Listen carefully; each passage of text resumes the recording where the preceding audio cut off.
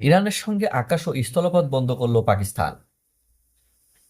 সুপ্রিয় দর্শক মন্ডলী, দৈনিক সংবাদ ৭১-এর আন্তর্জাতিক ডেস্কে আপনাদের সকলকে আমন্ত্রণ। আপনাদের সাথে আছি আমি মোহাম্মদ রায়হান হোসেন।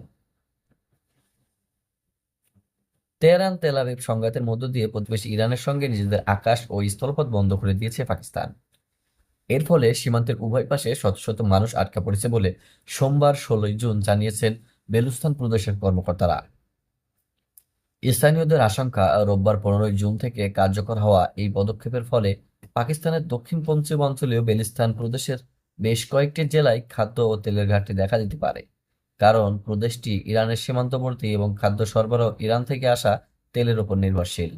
পাকিস্তানের সাথে ইরানের সংযোগকারী বেশ কয়েকটি স্থলপথ রয়েছে, যার মধ্যে সবচেয়ে উল্লেখযোগ্য হল চাগি জেলার তাপ্তান সীমান্ত ক্রসিং এবং বেলুস্তানের গোয়াদর জেলার গাবদ রিমদান সীমান্ত। বেলুস্তান প্রাদেশিক সরকারের মুখপাত্র শহীদ রিদ আন্দোলনকে জানান, ইরানের একই ধরনের পদক্ষেপের পর পাকিস্তানও সীমান্ত বন্ধ করে দিয়েছে। তিনি বলেন, ইরান বন্ধের উদ্যোগ নেওয়ার পর থেকেই দুই দেশের মধ্যে সব সীমান্ত ক্রসিং বাণিজ্য ও পথচারীদের চলাচলের জন্য বন্ধ করে দেওয়া হয়েছে। যদিও ক্রসিংগুলো উন্মুক্ত থাকবে এবং ইরানে আটকে পড়া পাকিস্তানিদের ফিরে আসার অনুমতি দেওয়া হবে বলে জানিয়েছেন বেলুস্তান প্রাদেশিক সরকারের মুখপাত্র। তবে পরবর্তী নির্দেশ না দেওয়া পর্যন্ত ইরানের নতুন করে কাউকে প্রবেশের অনুমতি দেওয়া হবে না বলে তিনি উল্লেখ করেন।